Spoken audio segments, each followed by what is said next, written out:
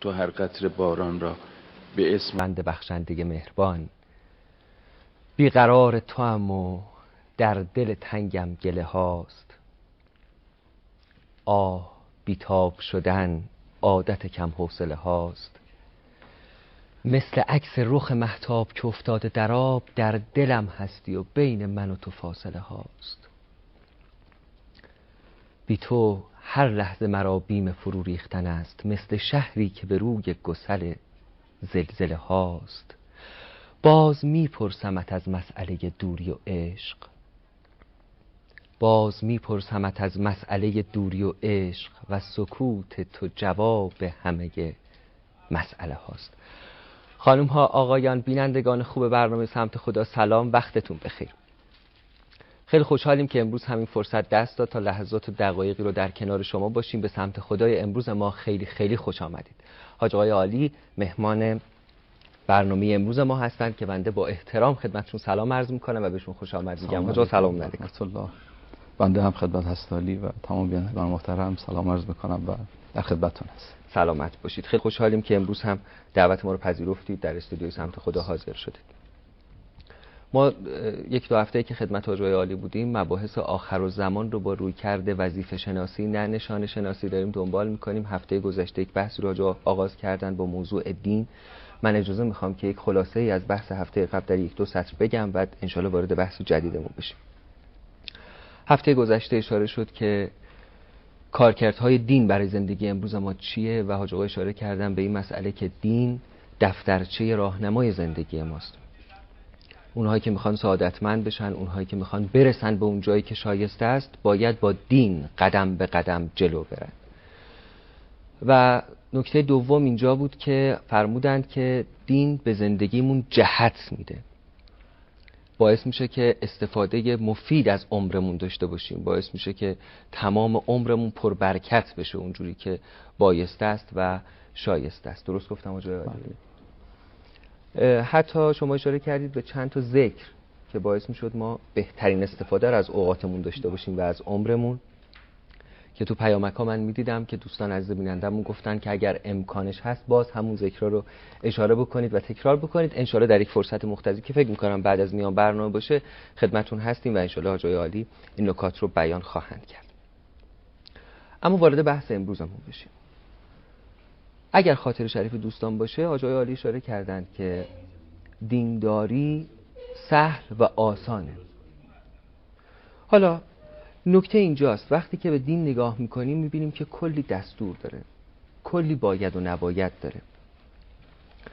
بهتر نبود که دین این همه دستور نداشت، این همه باید و نباید نداشت؟ بهتر نبود که ما رو آزادتر میذاشت، این همه باید و نباید و این همه دستور برای چی؟ این آیا با این که شما گفتید دین آسان و سهل منافات نداره آقای عالی؟ بسم الله الرحمن الرحیم.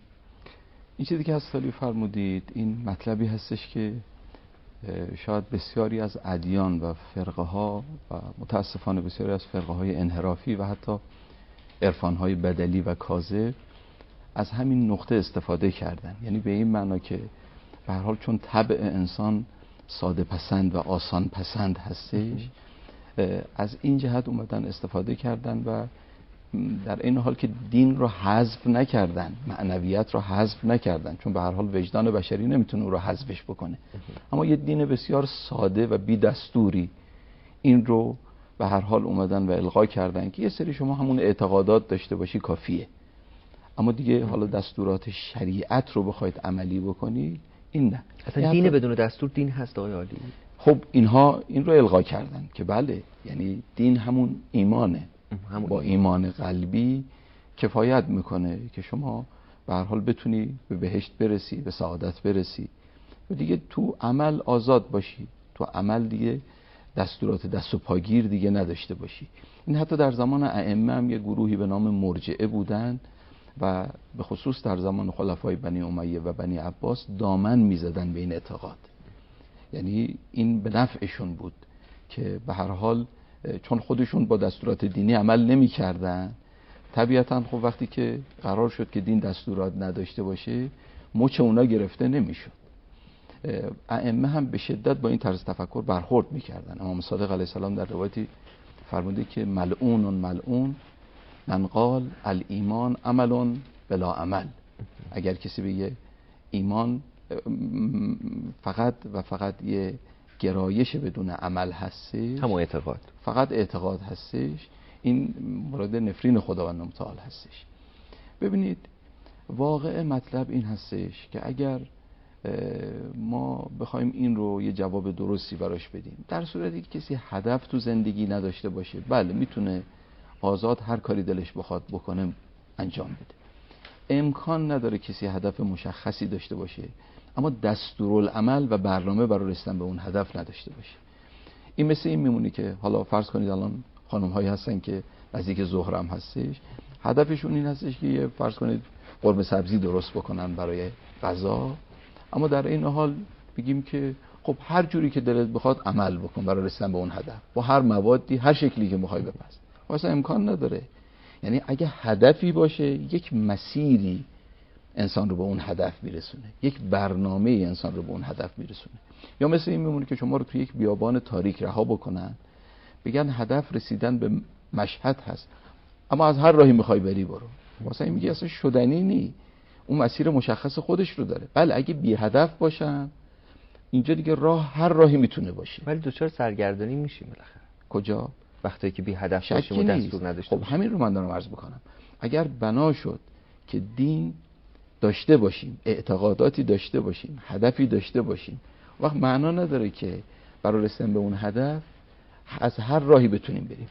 این حدیث از پیغمبر معروف هستش که رسول اکرم جایی نشسته بودن در بین اصحاب، بعد با یه چوبی چند تا خطوط متعددی کج و موج کشیدن به اطراف، یه خط مستقیم کشیدن. بعد فرمودن که راه‌های انحرافی بیشمار هست، صراط مستقیم که به هدف میرسونه یکی بیشتر نیست. پیغمبر اکرم میفرماید اون مسیری که انسان رو به هدف میرسونه دوتا هم نیست، تا چه برسه به اینکه هر راهی دلت خواست، دوتا هم نیست. پس چرا میگن راههای رسیدن به خدا به عدد خلایقه؟ اون یه حرف دیگری است. اون بحث این هستش که نه به این معنا که صراط ها متعدده، صراط خداوند یکیه. این مثل این میمونه که شما تو یک اتوبانی که چند لاین داره به تناسب ماشینت میتونی تو یک این لاین ها حرکت بکنی، یعنی محدوده رو رعایت میکنی.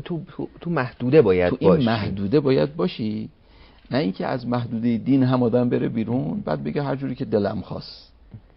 اصلا بندگی با دل بخواهی سازگار نیست. فرض بندگی اگه قراره که دینی است که انسان رو میخواد بنده بکنه، دینی است که میخواد انسان رو خاضع بکنه نسبت به خداوند متعال، این بنابراین هستش که برنامه ریزی با او باشه. اون برنامه‌ای که برای رشد و به هر حال پرورش استعدادها هست، برای رسیدن به قرب او هست. از هر راهی نمیشه به قرب او رسید. ببینید این همون داستان شیطان هست در داستان آفرینش که خداوند متعال وقتی که به او و تمام ملائکه، که البته شیطان از ملائکه نبود ولی در صف ملائکه بود طبق روایات، وقتی دستور داد که سجده بکنید، در روایت هستش که شیطان گفت، البته در قرآن هم اجمالش هست، که خدای من رو از این عبادت، از این سجده بر آدم معاف بکن، تو رو آنچنان عبادتی میکنم که احدی تو رو اونچنان عبادت نکرده. خداوند متعال فرمود که لا حاجت لی الی عبادتک، من احتیاج به عبادت تو ندارم. انما اريد ان اعبد من حیث اريد لا من حیث تريد. من میخوام تو منو بندگی کنی از اون راهی که من میگم، نه اون راهی که تو دلت بخواد. اونی که تو دلت بخواد منیت تو رو افزون میکنه، اما اونی که من میخوام اون خداپرستی و بندگی تو رو افزون میکنه و این باعث رشده. این باعث رشد. بنابراین اگر ما هدف داشته باشیم تو زندگی، که فرض شخص متدین، ادعای شخص متدین اینه که من هدف دارم، میخوام به قرب خدا برسم. قرب خدا هر راهی و هر مسیری نیست، مسیری است که خود خدا تعیین کرده.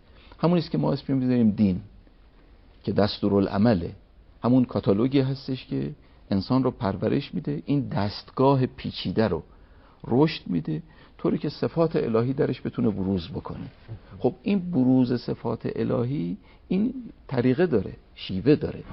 این شیوه رو هستش که خداوند متعال خوب شدن راه داره. همونجور که جسم وقتی بخواد خوب بشه از هر راهی نمیتونه، باید تحت برنامه دکتر قرار بگیره. من نمیتونم بگم از هر راهی که خودم میخوام، هر جوری که خودم میخوام دارو مصرف میکنم به هر مقداری که خودم میخوام. این نه تنها خوب نمیکنه، ای چه بسا مصرف بی‌رویه یا بی‌مورد دارو اثر معکوس و منفی هم میگذاره. بنابراین دین برای خوب شدن انسان، برای قرب انسان، برای رسیدن به اون هدف به خدا، این دستورالعمل و برنامه رو میاره و این برنامه همون چیزی است که ما با عنوان شریعت میشناسیم و هیچ راه دیگری هم غیر از این نیست. کما اینکه اولیاء بزرگ دین، همون کسانی که بزرگترین معتقدان بودن، از جهت عملی کسانی بودن عاملترین افراد به این دستورات. یعنی حاج عالی اونجوری که من متوجه شدم شما میفرمایید که اگر دین یک کاتالوگ باشه، یک دفترچه راهنما باشه، اگر ما رو آزاد گذاشت که هر طوری خواستیم زندگی بکنیم، یا اگر بخوایم اونجوری بگیم که هر جوری خواستیم، مثلا یک کاتالوگ با یک وسیله همراهه، کارخونه سازنده گفت هر طوری خواستید اون رو استفاده بکنید، با هر ولتاژ برقی که خواستید، تو هر فضایی که خواستید، زیر آب، روی آب، تو خشکی، تو هوای مرطوب. این در واقع نشان نقص اون وسیله است، یا خالی بندیه یا نشان نقص اون وسیله است دیگه، درسته؟ ببینید کلیدی که تو به هر قفلی بخوره فقط هواه. همچین کلیدی ساخته نشده که تو هر قفلی بره. اگه یه دستگاهی باشه که هر جوری شما دلت خواست او رو ازش استفاده کنی و اون بهره‌های لازم رو ازش بگیری، هر جوری دلت خواست، این همچین دستگاهی ما نداریم و اگر کسی ادعا بکنه دروغی بیش نیست. چون این دستگاه با ظرفیت‌هایی که داره برای رسیدن به اون بهره‌وری خودش و اون اهدافی که سازنده ازش ساخته، این باید به یک شیوه خاصی ازش کار کشیده بشه و هر شیوهی نمیشه. این یه چیز طبیعی است. عرض کردم یه موقع هستش که هدف نداره، یعنی اصلا بهره‌وری نداره، اون موقع شما هر جوری بخوای استفاده بکن. اما یه موقع هستش که میخواید به یه هدفی برسی. رسیدن به یک هدف مسیر مشخص داره، از هر مسیری نمیشه به هدف رسید. در رابطه با بحث دینداری همینه. اگر هدف واقعا هست، اگه کسی خدا رو قبول داره، این راه بی نهایت رو باید طی بکنه، این راه بی نهایت احتیاج به دستورالعمل داره. دستورالعملش هم هر جوری که من میخوام نیست، چون من نمیدونم این راه بی نهایت رو چجوری طی بکنم، چجوری استعدادهای خودم رو بتونم به هر حال به پرورش برسونم. اینجا هستش که دین از طرف خداوند میاد این بهره‌وری رو از انسان بگیره. بسیار خوب. اون چیزی که بهانه شد تا ما به بحث دین بپردازیم این بوده که در روایات ما و در آموزه‌های دینی ما اومده که دینداری در آخر الزمان سخته و به بهانه همین مطلب ما داریم به بحث دین میپردازیم. ضمن این که من میخوام یک ایراد کلی در واقع طرح بکنم نسبت به فرمایش حاج عالی جسارتاً، و اون همین که شما فرمودید دینداری آسون و سهله. من که نگاه میکنم میبینم این همه دستور، یعنی امر به انجام واجبات. حالا از واجبات ما مثلا میتونیم حجاب رو بگیم، مسئله حجاب مثلا کجاش راحته، کجاش ساده است. یا بحث خمس مثلا به ما دستور داده شده که از اموالتون مثلا یک مقداری رو در راه خدا باید بدید به عنوان خمس و واجب هم هست. یا به عنوان مثال مثلا مسئله روزه، در روزهای طولانی و بلند و گرم تابستون ما باید روزه بگیریم، یعنی باید امساک بکنیم از خوردن و آشامیدن. و خیلی از این دستورات، مسئله جهاد و انواع اقسام واجبات که در آموزه‌های دینیمون هست و واجبم هست. یا در مسئله ترک محرمات، از خیلی از لذت‌ها باید چشم‌پوشی بکنیم، باید ترک بکنیم به خاطر خدا. اصولاً ما مکلف هستیم و تکلیف یعنی کلفت، یعنی سختی، یعنی مشقت، یعنی زحمت. این منافات نداره با این بحث که دین و دینداری ساده و راحته و سهله؟ بله. واقعش اون چیزی که جلسه قبل مطرح کردم که این بحثی هستش که پایه هستش و واقعا باید برای انسان هضم بشه و حل بشه. از جمله مطالبش همین سوال حضرت عالی هستش که تو ذهن شاید بسیاری از دیندارها هست که دین با توجه به هر حال اون برنامه ریزی و محدودیت هایی که برای ما داره، بکن و نکن هایی که داره، سخته. و خب چطوری شما مثلا میگید دین یه چیز سهل و آسانی هست؟ و به هر حال اون تعبیری که از پیغمبر اکرم که فرمود من شریعت با گذشت سمحه و سهله ای رو، آسانی رو آوردم. ببینید حقیقتش اون ادعایی که ما کردیم و از دلایل دینیمون مطرح کردیم این هستش که اونی که خداوند متعال برای بندگانش خواسته سهولت و روانی دینداریه، چشیدن شیرینی های دین هستش در زندگیشون. این ادعا رو ما کردیم. خدا سختی و مشقت و تلخ کامی برای بندگانش نخواسته. منتها چشیدن سهولت و شیرینی های دین این 2 شرط حداقل داره که در جلسه قبل خب فرصت نشدیم مطرح بشه. برای اینکه انسان بتونه به اون روانی و سهولت دین برسه و او رو لمس بکنه، شیرینی دین ذائقه‌اش رو شیرین بکنه، حداقل 2 شرط مهم داره. شرط اول این هستش که باید به مجموع دین و کلیت دین عمل بکنه که جلسه قبلی اشاره‌ای هم کردیم. ببینید دین یک مجموعه از اعتقادات و دستورالعمل‌های اخلاقی یا احکامی و رفتاری است. مثل یه نسخه است که شما از طبیب، از دکتری میگیرید ولو فوق تخصص.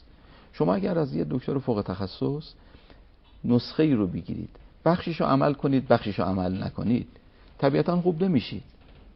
طبیعتاً شیرینی سلامتی رو نمیچشید. اون وقت اینجا نمیتونید برید به دکتر اعتراض بکنید و از او گله بکنید که چرا نسخت عمل نکرد. خب تو عمل کردی به نسخه خوب نشدی و شیرینیشو نچشیدی یا عمل نکردی؟ دین مثل یک پازل میمونه. یک پازل وقتی تمام این اجزا و قطعاتش کنار هم دیگه جمع بشه یه شکل زیبا ازش در میاد. اما اگه شما فقط بعضی از قطعاتشو عمل کنی، سر جاش بگذاری، بعضی دیگه نه، خب اون آثار خودشو نخواهد. حالا ما باید چیکار بکنیم؟ خب حالا اگر اجازه بفرمایید من همینجا رها نکنم، یه 2 تا مثال خدمتتون عرض بکنم ببینید این تو زندگی ما هست یا نه. ما ها معمولا خیلیامون هست، البته انشالله که به هر حال این خیلی که دارم عرض میکنم به شدت کم بشه، ولی واقعا یه جمعی هستن از دینداران که چه بسا حضور قلب در نماز رو آرزو میکنن، شیرینی و لذت نماز رو آرزو میکنن، اما چه بسا خیلی این رو نمیچشن. خب شما ببینید این به این خاطر هستش که ما بیرون نماز کارهایی رو که باید انجام بدیم انجام نمیدیم. زبانمون، چشممون، گوشمون بیرون نماز اون مراقبتی که باید داشته باشیم نداریم. خب وقتی اون کار رو بیرون نماز نمی کنیم، وقت میخوایم 5 دقیقه تو نماز معراج هم بریم و اگر نرفتیم گله‌مند میشیم که چرا اینجوریه، چرا به این شکل. من 40 سال دارم نماز میخونم، پس این که میگن معراج کجاست؟ خب اینجا کجای کار خرابه؟ اینجا واقعا نماز لذت نداره، مناجات با خدا لذت نداره. مرحوم آیت الله بهجت از استادشون مرحوم آقای قاضی نقل می‌کردن، می‌فرمودن لذتی تو دنیا بالاتر از لذت نماز نیست. ازشون نقل میکنن که می‌فرمودن من الان چند روز تو فکرم که تو بهشت نگذارم ما نماز بخونیم چی کار بکنیم. انقدر لذت می‌برد. خود مرحوم آیت الله بهجت که خب معروفه تو این جهت، ایشون می‌فرمودن که من اگر لذتی رو که تعبیر ایشون اینه، اگر لذتی رو که نماز داره اهل دنیا میچشیدن، به هیچ وجه دنبال لذت‌های مادی و نفسانی نمیرفتن. لذتی که تو این هست، پس این خیلی لذت داره. این که من نمیچشم ذائقه من خرابه. مریض هم نمیتونه غذای خوشمزه رو اون لذتش رو درک بکنه، این ذائقه من خرابه.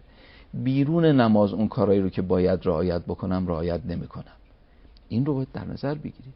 نماز اول وقت، نماز با حضور قلب، لذت بردن، درک سحر، اینا گنج‌هایی هستش که مجانی داده نمیشه. اینا احتیاج به یک مراقبت‌هایی قبل از نماز داره. من جاهای دیگه خودم رو در 1000 بند کردم، اون وقت تو نماز میخوام پرواز بکنم، خمسم رو نمیدم، یعنی اون دستور دیگر دین رو عمل نمیکنم، خودم اونجا تو بند فقرا و سادات کردم، اینجا میخوام پرواز کنم. چشم و گوش و زبانم بیرون نماز همینجوری کار میکنه، خودم رو در بند کردم، مدیون بسیاری از حقوقی که خدای نکرده از مؤمنین ضایع کردم، حق الناس، خودم رو اونجا مدیون کردم، اینجا میخوام پرواز بکنم.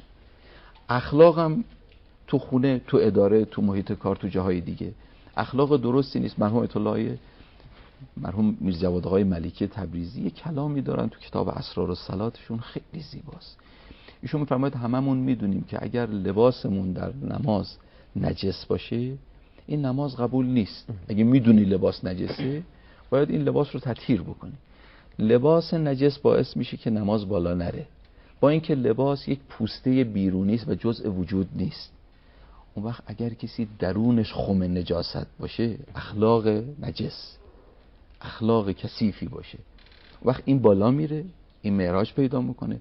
ببینید یه جای خراب هست، ما اون جاهای دین رو وقتی عمل نکردیم و یه جای دیگه سخت میشه. همه چیز زنجیروار به هم مرتبط. من میخوام همین رو عرض بکنم. این خیلی مهمه، این خیلی مهمه. خدمت بزرگی رسیدن مرحوم علامه طباطبایی، گفتن که آقا حضور قلب بخوایم تو نماز داشته باشیم چیکار بکنیم؟ ایشون فرمودن زبانتون رو بیرون نماز مراقب باشید. کسی خدمت امیرالمومنین علیه السلام رسید، گفت آقا من محروم از نماز شبم، دوست دارم نماز شب بخونم اما نمیتونم. پس امیر علیه السلام فرمودن انت رجل قد قیدت که ذنوبک، گناهان تو رو تو بند کرده، دست و پات رو گرفته. امام صادق فرمود اگر یک، این خیلی تعبیر قابل توجهی است، فرمود اگر کسی دروغی بگه، این دروغ باعث محرومیتش میشه از نماز شب و محرومیت از رزق بسیار گسترده. چون میدونید یکی از چیزایی که روزی رو وسیع میکنه، هم روزی دنیایی رو هم روزی معنوی رو، سحره و درک سحر. به تجربه اونایی که اهل سحر هستن روزیشون وسیعه، روزیشون وسیع. هر گنج سعادت که خدا داد به حافظ از یمن دعای شب و ورد سحری بود. منتها خب ببینید این احتیاج داره که من قبل خودم رو درست بکنم. یه بخش کار خرابه، اثرش اینجا پیدا میشه. یعنی یه دزدی شب با اره آهنبر داشت یه قفلی رو میبری، یه کسی اومد داشت عبور میکرد، گفت داری چی کار میکنی؟ این گفت دارم ساز میزنم، دارم کمانچه میزنم. گفت چرا صدا نداره؟ گفت صداش فردا در میاد. حالا بسیاری از کارهایی که ما تو روز میکنیم صدا شب در میاد، تو سحر در میاد، تو اول وقت نتونستن نماز خوندن در میاد، تو شیرینی نماز رو نچشیدن در میاد. حاجی یعنی کسی که اخلاق خوبی نداره، کسی که به واجبات مالیش مثلا عمل نمیکنه، کسی که زبانشو نمیتونه کنترل بکنه، این شخص نمیتونه از دینداریش لذت ببره و نمیتونه بگه که دینداری مقدار، بله به هر مقداری که کم گذاشتیم از اونجا کم گذاشته میشه. دینداری برامون کلفت پیدا میکنه، سختی پیدا میکنه، مشقتی مقدار، چون شیرینیش رو نمیتونیم خیلی درک بکنیم، خیلی به بار نمیشینه، به ثمر نمینشینه. طبیعی هم هست. عرض کردم ببینید دین مثل یه پازل میمونه، همه اجزایشو کنار هم میگذاری یه شکل زیبا توش در میاد. اما اگه یه بخششو بذاری یه بخششو نه بازم سخت نمیشه. کار که سخت‌تر شد که حالا همه اجزای دین رو حالا دونه دونه عمل بکنیم. ببینید ما نمیخوام بگیم با همه مستحبات و با تمام، نه، شما اون بخشی از دین رو که ضرورت داره، بخش واجبات دین، بخش واجبات دین و ترک حرام های دین، این مقدار رو عمل بکن، البته با اون اعتقاداتی که انسان داره. به همین مقدار اگر کسی واقعا پایبند باشه میتونه برسه به همون شیرینی دین، قطعا میتونه بدون تردید میتونه برسه. بنابراین ما نمیخوایم بگیم با تمام آداب و مستحبات و ریزکاری، نه، حالا اونا تو کلاس‌های بالاتر. ببینید اگر ما این کار رو بکنیم درست میشه. ما کاریکاتوری یه مقدار عمل میکنیم. کاریکاتورها رو دیدید گاهی موقع بینی خیلی بزرگه اما بخشای دیگه کوچیکه. ما توی یه چیز دین حساس میشیم، توی یه چیزای دیگه اشتن کم میگذاریم. من یه موقعی از حرم امام رضا علیه السلام میومدم بیرون، یه کسی مسافرکشی میکرد، سوار ماشین شدم، این یه نفر دیگر رو هم سوار کرد که توی مسافت بسیار کوتاهی اون بنده خدا پیاده شد. این راننده چون دید غریبه اون فرد، یه کرایه چند برابر ازش گرفت. اون طرف هم فهمید که این کرایه واقعی نیست، اما چون عجله داشت یه قرولندی کرد و رفت. این راننده شروع کرد با من درد و دل کردن. گفت حاج آقا نمیدونم چرا روزیم اونچنان که باید برکت نداره. 2 شیفت و 3 شیفت دارم کار میکنم و روزیم برکت نداره. رفتم پیش یه حاج آقایی، گفتم یه ختمی، یه ذکری، یه ریاضتی، یه چله‌ای به من بده روزیم برکت پیدا کنه. اون حاج آقا به من یه چله داده، مشغولم الان. اما حاج آقا در 15 روز گذشتن میشه فرقی نکرد. اینا داشت به من بگو. من گفتم خدا پدرتو بیامرزه. شما همین چند دقیقه پیش یه ظلمی کردی، اون بنده خدا رو اونجوری اذیتش کردی و حقی به گردن او داری. اون وقت شما میخواید روزی برکت پیدا بکنه، شما اون کار رو نکن. چله گرفتن هم نمیخواد، ریاضت هم نمیخواد، اون ظلم رو نکن بتونی رها بشی. این مشکل ماست. ببینید گاهی موقع ها فرد متدین به همین معنی که بعضی از اعمال دین عمل میکنه، اما یه مرتبه می‌بینی که فرض کنید یه جشن عروسی و ازدواجی میگیره، انواع گناه‌ها توش میشه، پدری یا مادری بعد بهش میگه که فلانی تو چرا اینجوری، تو که مثلا اهل نماز هستی، تو چرا اینجا اینجوری میکنی؟ میگه آقا یه شبه دیگه. خب یه شب عزیزم، یه شب که خیلی زیاده. یه لحظه آدم از چشم خدا، از چشم امام زمان میفته، تو یه لحظه برمیگرده میگه فلانی تو که رفیق ما بودی، از تو انتظار نداشتیم. تو یه لحظه میگه. یعنی این خیلی مهم هست که آدم خیال نکنه که یه جای دین رو اگه چشم پوشید ازش، اون وقت بعد اگه از یه جای دیگه اون نتیجه لازم رو نگرفت از خدا گله‌مند بشه. این حالا فقط مال این بخش نیست، تشریفات ازدواج، خود ازدواج یه توصیه مستحب مؤکد یا واجبی است، خیلی راحت میشه عمل کرد. بسیاری از مشکلات و مفاسد اخلاقی اجتماعی رو میشه با آسان کردن ازدواج حلش کرد، ولی الان خود این شده یه مشکلی. خب این مال دستور خداست یا ما سادگی ازدواج رعایت نکردیم؟ نه فقط تو جشن ازدواج، تو عزا، تو مجالس عزا توصیه دین هستش که 3 روز شما فقط مثلا فرض کنید مجلس عزا که میگیرید، تازه اونم به خونه اون شخص صاحب عزا غذا ببرید که اون راحت بنشینه عزاداریشو بکنه. اما شما الان نگاه بکنید اینجوری، بله ما سختش کردیم. ببینید عرض میکنم اگه به همه دین عمل بکنید، پس رو نکته اول نگاه جامع به دین داشته باشیم و دین مثل یک پازله همه قطعاتش این نکته اول برای چشیدن سهولت و شیرینی دین. نکته دوم این هستش که ببینید تربیت یک امر تدریجیه. آدم به تدریج نهال رو شما میخواید بکارید، ولو همه وسایلش رو هم فراهم کنید، آب و کود و همه چیزاشو، ولی باید یواش یواش رشد بکنه، عجله نباید داشته باشید. انسان اگر بخواد رشد بکنه استعدادهاش، این به تدریج، ابتدایی که به دنیا میاد غرائز برش حاکمه، اون استعدادهای انسانیش باید به تدریج پرورش پیدا بکنه، باید از هوا و هوس برسه به سمت، از منیت‌ها برسه به سمت خدابینی و خضوع و تواضع، از کبر برسه به تواضع، از ریا برسه به اخلاص. خب اینا تو این مسیر از منیت تا خدا، این مسیری است که باید طی بشه. دین اومده این مسیر رو برنامه برات میده.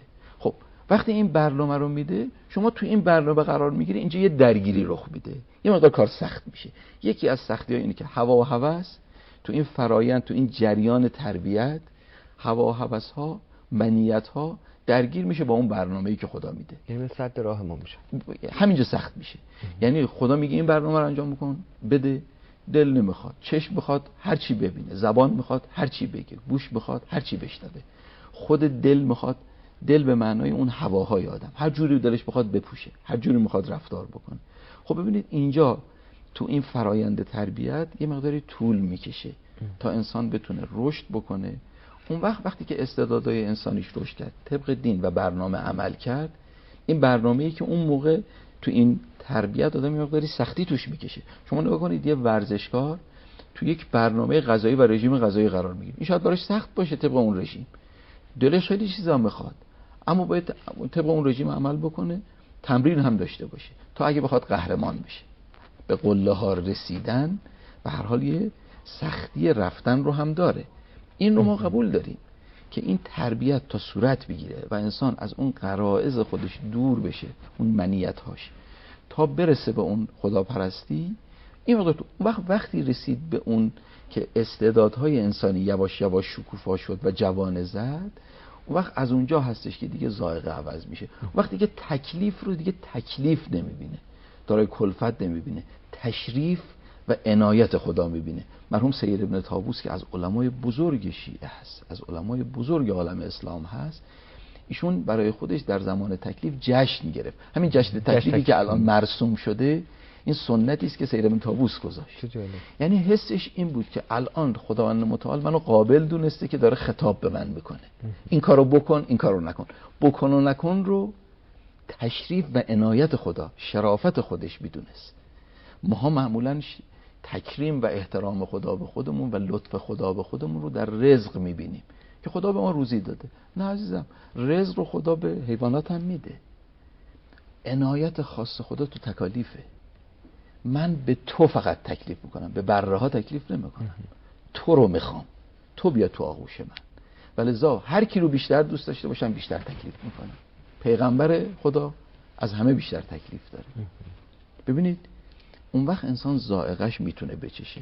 پس بنابراین اگه این دوتا مطلب رو در نظر بگیریم، یک، دین رو تا جایی که میتونیم همه جاش رو عمل بکنیم، به هر مقدار که به کلیت دین و جامعیت دین عمل کردیم به همون مقدار شیرینیش رو میچشیم. این یک. و دوم این که این تدریج رو رعایت بکنیم، تحمل داشته باشیم، توقع زیادی از خودمون نداشته باشیم. این روند باید یه مقدار طی بشه. البته استعدادها فرق میکنه. یکی استعداد زیادی سریع این فرایند توش صورت میگیره، این تربیت و اون استعدادهای انسانی درش رشد پیدا میکنه. یکی دیرتر، ولی در عین حال یه چیز تدریجیش که باید سپری. و اینکه چقدر ما بلد باشیم به خودمون و به هوای نفسانیمون بگیم نه. این خیلی مهمه دیگه، همون چیزی که میاد ما رو درگیر میکنه. خیلی خوب. ضمن اینکه آقای عالی اگر ما بخوایم این مسیر رو طی بکنیم، امروز هر چقدر میتونیم به خدا بگیم چشم، و فکر میکنم امروز تمرین میشه برای فردا و فردا. یعنی خیلی زود نباید ناامید شد. خیلی ها میگن شاید ما این مسیر رو رفتیم ولی باز هم به نتیجه نرسیدیم، ولی این نباید مانع بشه که ما بدون تردید.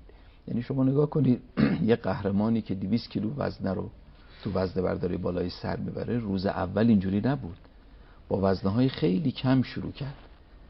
از خودش توقعش به اندازه کارش بود نه بیشتر. یعنی اگر از خودمون زیادی توقع داشته باشیم دلسرد میشیم.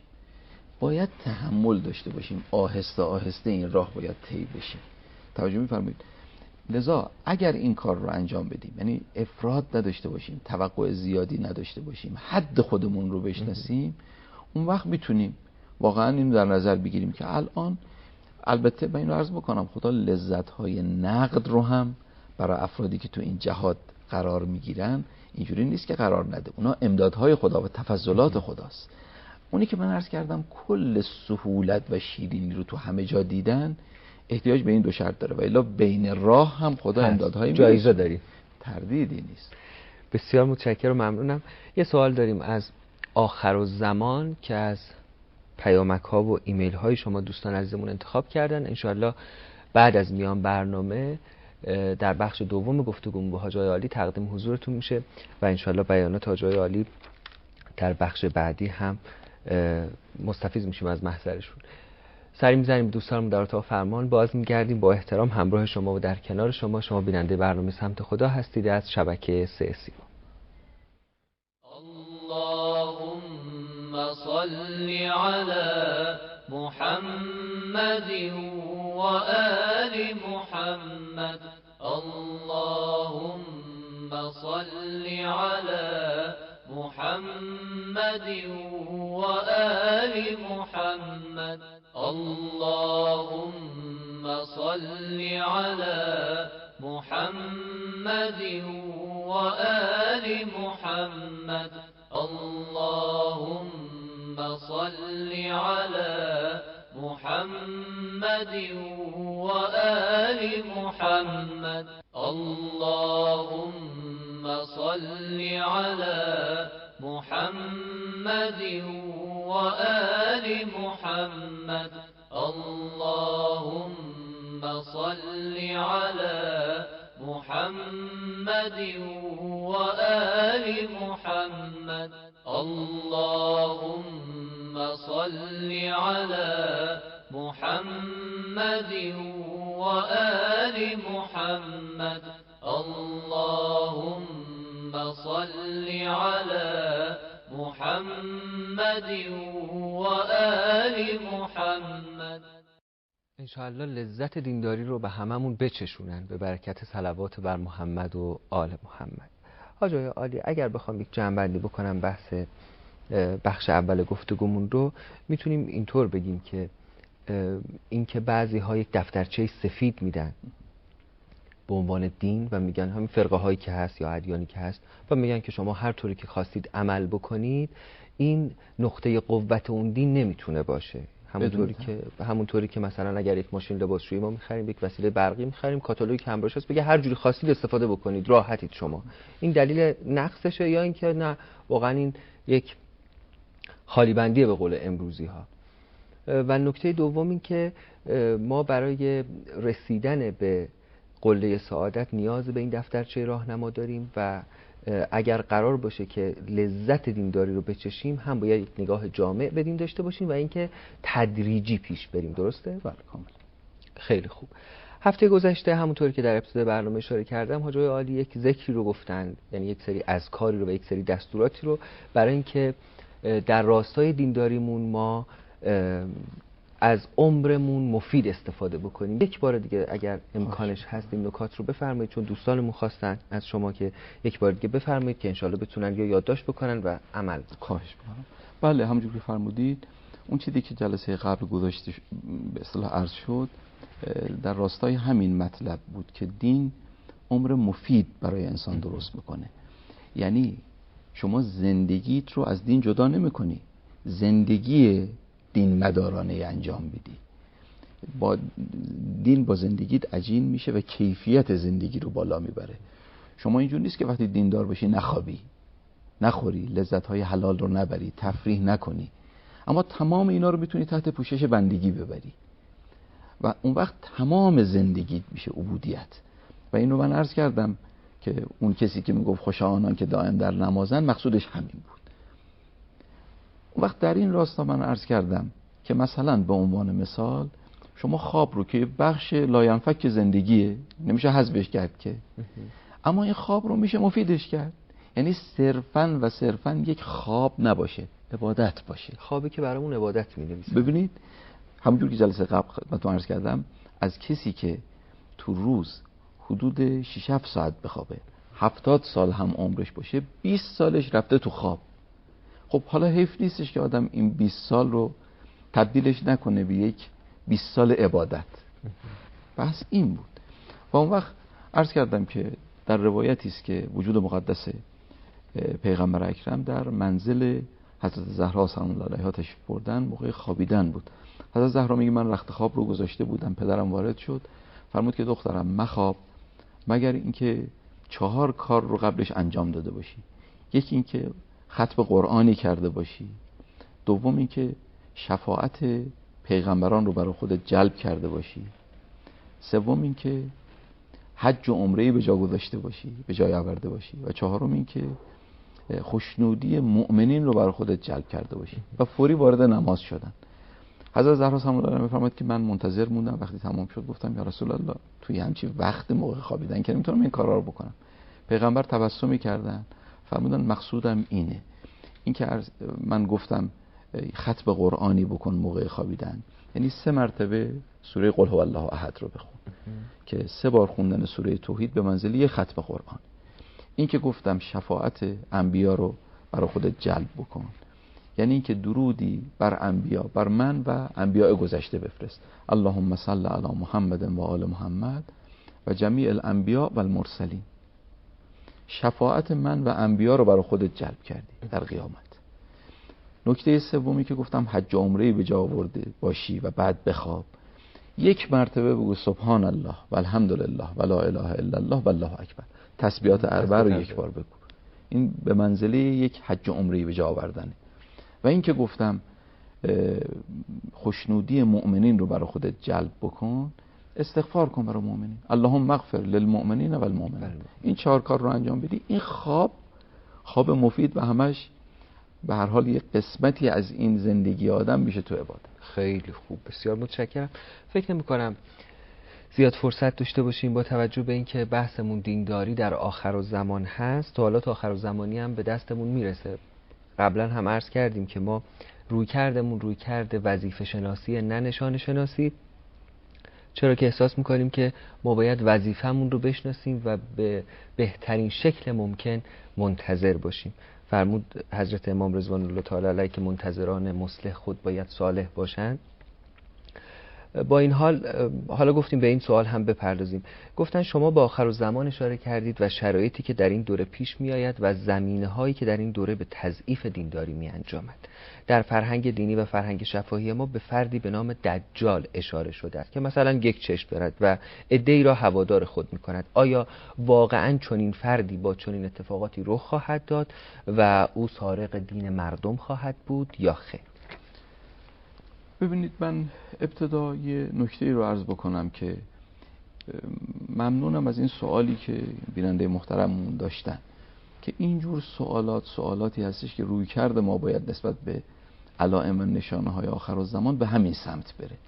ببینید گاهی موقع ها ما میتونیم سوالاتی مطرح بکنیم که خاصیتی تو زندگی ما نداشته باشه، نتیجه و ثمره عملی نداشته باشه، کاربرد عملی نداشته ما رو باشه، جلو نمیبره. مثلا فرض کنید به عنوان مثال گاهی موقع سوال میکنن که آیا حضرت ولیعصر علیه السلام ازدواج کردن یا نه، مثلا زن و بچه دارن حضرت یا نه، آیا مثلا خانواده حضرت در جزیره خضرا زندگی میکنن یا نه، همچین سوالاتی.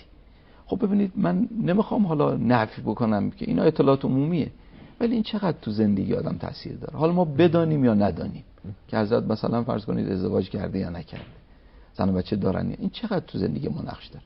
اما اینکه دنبال این سوال بریم که من الان چیکار بکنم خودم رو تو دل امام زمان علیه السلام جا بدم، حضرت از من چه توقعی داره، همونجور که ما منتظر اوییم او هم منتظر ماست، چیکار کنیم خوشحال میشه، چیکار بکنیم خوشحال میشه.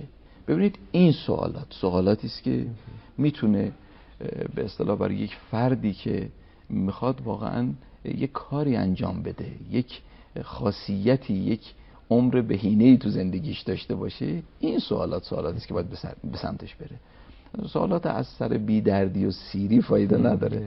مولوی تو مثنوی میگه یک کسی نشسته بود، یه فردی از پشت سر محکم سیلی پشت گردن او زد، این سوخت، یه مرتبه برگشت تا بخواست بلند شه و یه عکس العملی نشون بده. اون فردی که زننده بود گفت یه سوالی ازت دارم، این صدای ترقی که اومد صدا مال کف دست من بود یا پشت گردن تو؟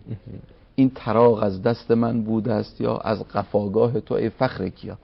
اون بنده خدا گفت این سوالا مال آدمای بی درده، تو که بی دردی این سوالو میکنی، من که درد دارم دنبال این حرفا نمیرم. ببینید آدمی که دردمند امام زمان علیه السلام هست دنبال چیزی میگرده که آمادگی خودش و دیگران رو بیشتر بکنه. بنابراین من ممنونم که این سوال ارزنده‌ای بود که به این شکل وارد شده بود که از دجال یا از چیزهای دیگری که با عنوان فتنه ها و راهزنان دین هستن، این تعبیر زیبایی به هر حال تو این سوال مطرح شده که سارق دین، واقعا به یک معنا همین. البته من تو روایتی الان یادم نیست ندیدم که حالا عین این تعبیر سرقت دین اومده، ولی واقعیتی است، حالا عین این عبارت نیست، ولی بعضی از پدیده هایی که در آخرالزمان قبل از آمدن حضرت ولیعصر علیه السلام ظهور پیدا میکنه مثل دجال، اینا به گونه‌ای راهزنان دین و فتنه های دینن. ببینید در رابطه با دجال بحث زیاده، من فقط یک اشاره میکنم. خصوصیاتی برای دجال گفته شده در روایات ما که نشان دهنده اینی که دجال به تعبیر مرحوم شهید صدر در کتاب موسوعه الامام المهدیشون، تعبیرشون اینه که دجال یک جریان فرهنگی فاسدی است در آخرالزمان قبل از آمدن ولیعصر که فتنه و فسادش شرق و غرب رو میگیره و گسترش پیدا میکنه. چون یک شخص خاص یک شخص خاص نیست. ایشون قرائنی از روایات بیان کردن که خب الان جای بحثش نیست. مثلا فرض کنید علائمی که برای دجال گفته شده اینه که مادری یهودی به دنیا میاد که ای چه بسا مقصود این باشه الان اگه بخوایم تطبیق بکنیم به قول شهید صدر، صهیونیستا هستن که این فرهنگ رو تولید میکنن که متاسفانه الان مراکز عمده تولید فرهنگ تو دنیا دست اونها هستش و اونها تولید میکنن. بنابراین دجال موجودی است این چنینی، یک جریان فرهنگی فاسد، جریان مادی است که حس به دنیا، بی‌حیایی، هرزگی رو تولید میکنه و چه بسا با جذاب ترین شکل تو دنیا پخش میکنه. الان شما نگاه بکنید هالیوود با عنوان غول تصویری غرب که 7 کمپانی کنار هم دیگه قرار گرفتن، 78% سینماهای دنیا رو تغذیه میکنن و فیلماشون جوان رو هیپنوتیزم میکنه، چه بسا 2 ساعت 3 ساعت. هر رؤسای هر 7 شرکت هالیوودی یهودی صهیونیست هستن، نژاد پرستانی که به هر حال متاسفانه هدف گرفتن اون ارزش‌های انسانی رو. بنابراین دجال هیچ بعدی نداره که همون جریان فرهنگی فاسد باشه و اون علائمی که اهل بیت فرمودن به گونه همه تطبیق میکنه. اما در این حال ما همونجور که در جلسه اول عرض کردیم راجع به تطبیق این علائم با احتیاط حرف میزنیم. میگیم احتمال معقولی است که دجال با این علائم مقصود همین جریان فرهنگی باشه که در مقابلش باید به هر حال اون اقدامات لازم رو انجام داد که انشالله ما تو جلسات بعد اقداماتی که برای حفظ دین، تقویت دین در مقابل عوامل سستی و تضعیف دین هست، اینا رو انشالله بیان خواهیم. خیلی خوب. بله، من می‌خواستم بپرسم واقعا که چه چیزهایی سارقین دین هستن تو این دور زمانی که ما داریم زندگی می‌کنیم. دزدا رو که بشناسیم میتونیم در مقابلشون یک عکس‌العمل بله درست نشون بدیم. خیلی خوب. خیلی فرصت نداریم، باید خداحافظی بکنیم. فقط یه نکته آقای عالی، تمام علائم و نشانه‌های ظهور در آخرالزمان اینها همشون تعبیر و تفسیر دارن یا اینکه نه علائم قطعی هم هست؟ بله، ببینید ما بعضی از علائم داریم که خیلی صریحه، این رو داریم. ما بعضی از علائم اسم یک منطقه ای رو بردن. مثلا علم در آخرالزمان به قم کوچ خواهد کرد. ببینید این دیگه تعویل دیگری دیگه نداره. قم دیگه، در زمان اهل بیت هم قم بوده، الان هم همون شهره. اما بعضی از علائم هست که احتمال تعویل هست و لذا محققین ما تو مباحث مهدویت روش بحث دارن، مثل سفیانی که کیه، آیا شخصه یا نه، مثل دجال یا جریان، مثل دجال و از همین. خیلی خوب، وقتمون تموم شد، باید خداحافظی بکنیم. انشالله هر کجا که هستید خدا سایه سرتون باشه. خیلی ممنون، متشکرم از اینکه تا این لحظه برنامه خودتون، برنامه سمت خدا رو تماشا کردید. به اتفاق جای عالی عزیز از محضرتون مرخص میشیم. خیلی ممنون، متشکرم حاج، سپاسگزارم لطفتون. ما را از دعای خیر خداوند به همان دوراهی معروف حق و باطل رسیدم که نقشه و نشانیش در کوله بار و نشانی که از تو دارم خوب پیداست و روشن‌تر از روشن. و روشنی این راه نعمتی شایسته شکر است که هدایت و سعادت در انتهای آن است. و حالا که خداوند منم و انتخاب راه حق و شکر نعمت هدایت تو و بازپسگیری کوله‌بار و نشانی از همسفر ناشایست بداندیش که میخواهد به نشانی باطل نشان تو را گم کنم و نعمت هدایت و سعادت را کفران کنم.